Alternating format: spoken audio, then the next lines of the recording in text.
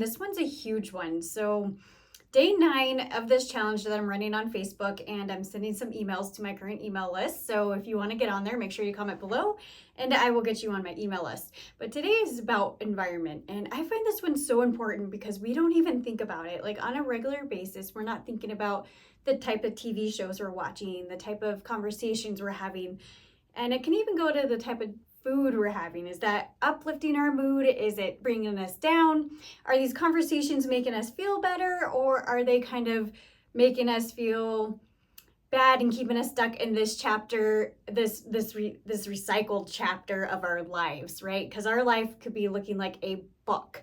So there is so many chapters in our book of life, and we are actually the authors of that. But a change in your mindset, a change in your thinking, a change in your environment, and really considering what you want from your life and becoming a little bit more clear really helps you. So to go back to day 9, today's challenge is the environment. Take some time today to really be aware of where you're at in your environment. What thoughts are you having repeat every day that are bringing you right back to how you're feeling? What beliefs are you having? What kind of conversations are you having? What kind of things are you watching? What are you consuming when you're scrolling? What catches your attention? This is what keeps you stuck in that loop of where you're at. So I just wanted to get down here and just tell you that there is a way to break that loop, but it starts with awareness. You have to recognize where you're at first, so then you can move on to the next step. So always step 1, awareness, recognition, and knowing that, hey, this isn't what I want anymore.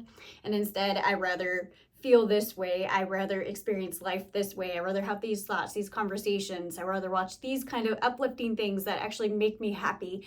And on that note, you don't have to be perfect. It doesn't have to be like absolutely perfect. And I've seen people get stuck there where you think you have to have the right kind of music and the right kind of show all the time. What really matters at the core is how it's making you feel. I am a fan of crying because holding that in can really come up in ways that you don't want. It will show up when you don't want it to. And I have been there. I used to swallow my feelings and be like, well, I had such a hard life, and you know what? I'm wearing stress like it's a badge of honor.